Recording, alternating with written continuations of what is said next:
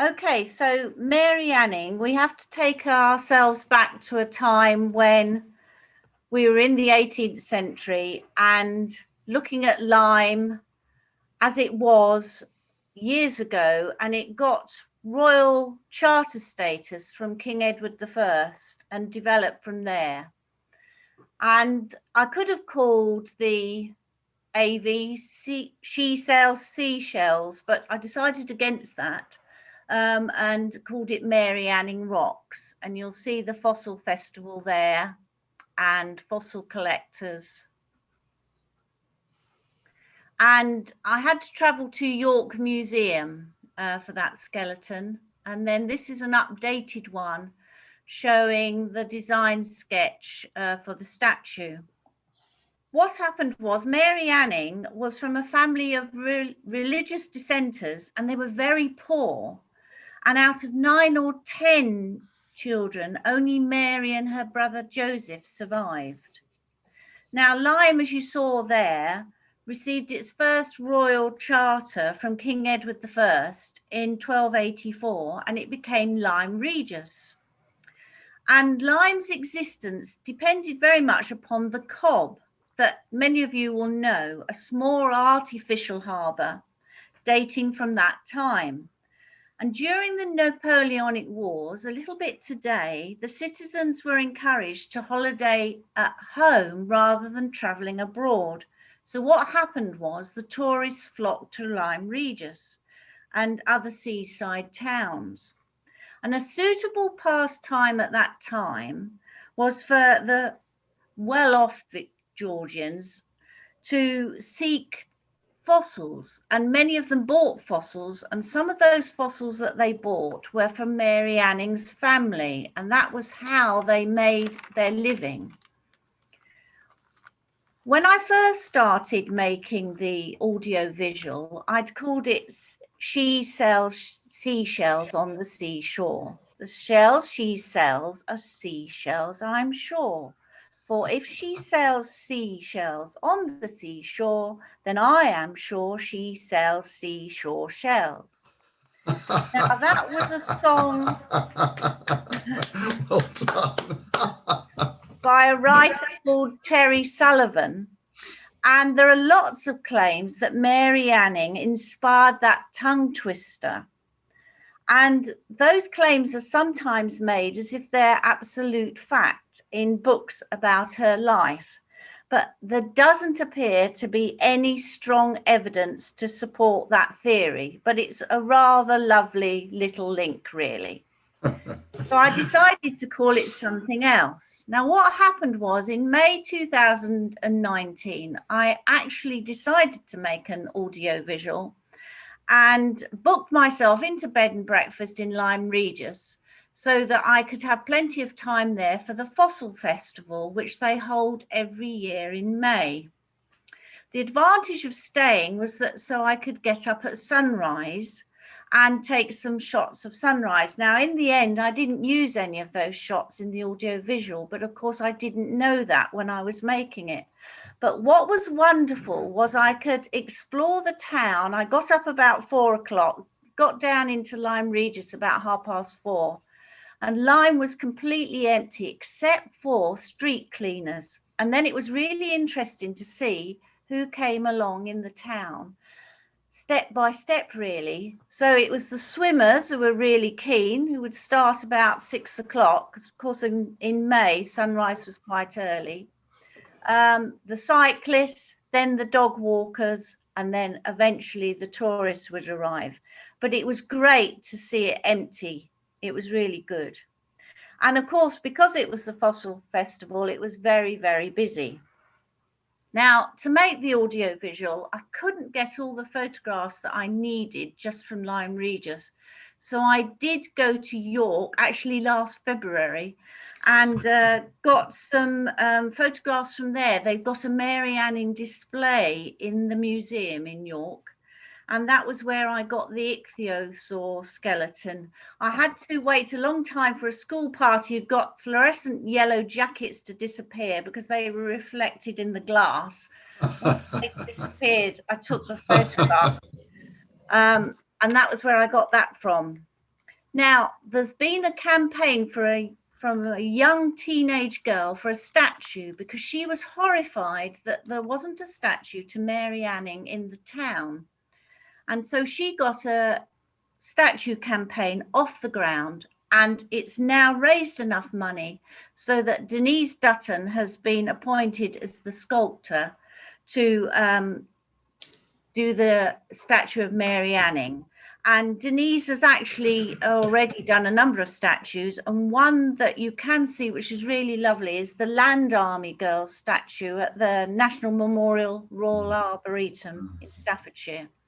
So that's a little bit of the background. Oh, yes, and I travelled there. I was very green. I travelled by bus, 2 buses, 57 from Exmouth, and then the bus from Exeter all the way to Lyme Regis. So it was brilliant. Excellent. So that was a little bit about making the audio visual. Now, I'm not a specialist in geology or fossil hunting or anything like that. I was attracted to the story just purely by the social sort of side of it. Just thought it was a fascinating story. So this is the audio visual that I made.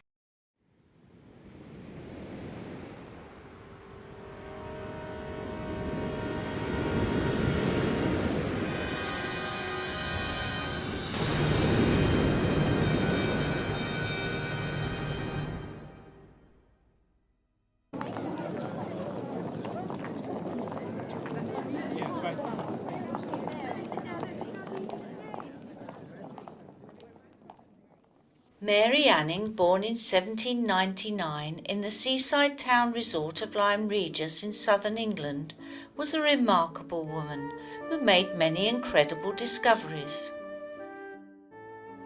Mary's infancy was marked by a dramatic event. At the age of 15 months, she was taken to an exhibition of riders by a neighbour.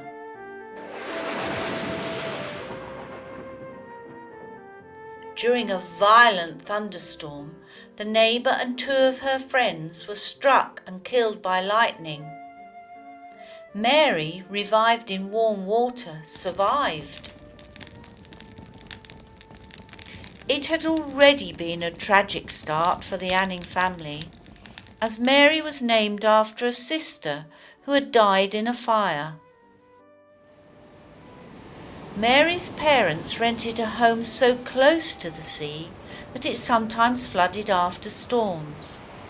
However, the storms revealed fossils after rockfalls.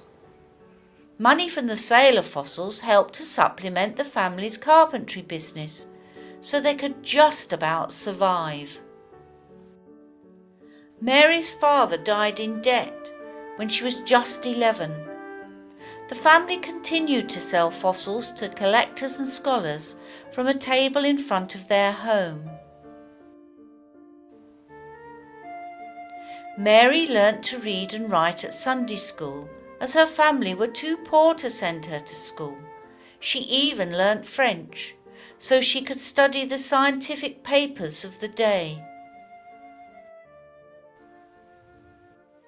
In 1811, Mary's brother Joseph discovered what he thought was a crocodile skull, and Mary, aged 12, went on to remove the skull and 60 vertebrae, selling them to a private collector for the handsome sum of £23.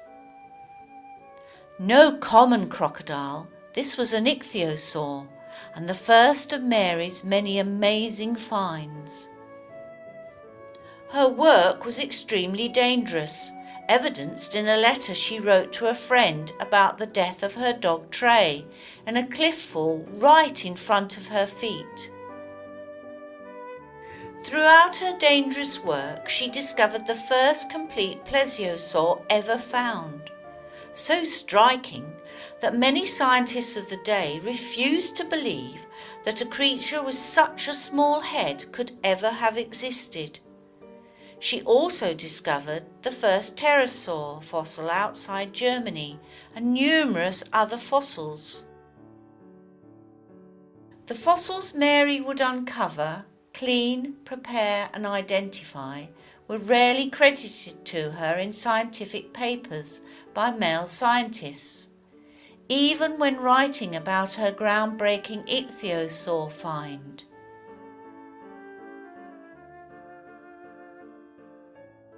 After her death from breast cancer in 1847, a stained glass window was installed in the local church to commemorate her life.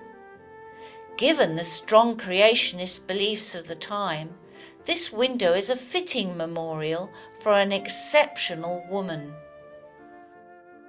A visit to Mary's grave is included on one of the Mary Anning walks organised by Lyme Regis Museum. Visitors leave fossils at its base and go on to learn about one of the greatest fossil hunters. Preparations for the Fossil Festival begin in January, when children make their tissue ichthyosaurs for the Lantern Parade, marking the start of the Fossil Festival in May. A jazz musician leads the children along the seafront and up to the Cobb, where their lanterns are shown off in all their splendour.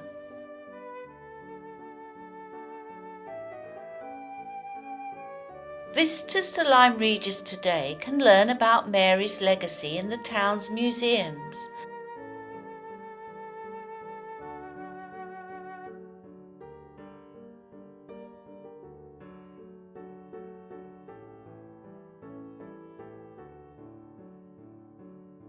The Geological Society refused to admit Mary Anning and did not admit women until 1904.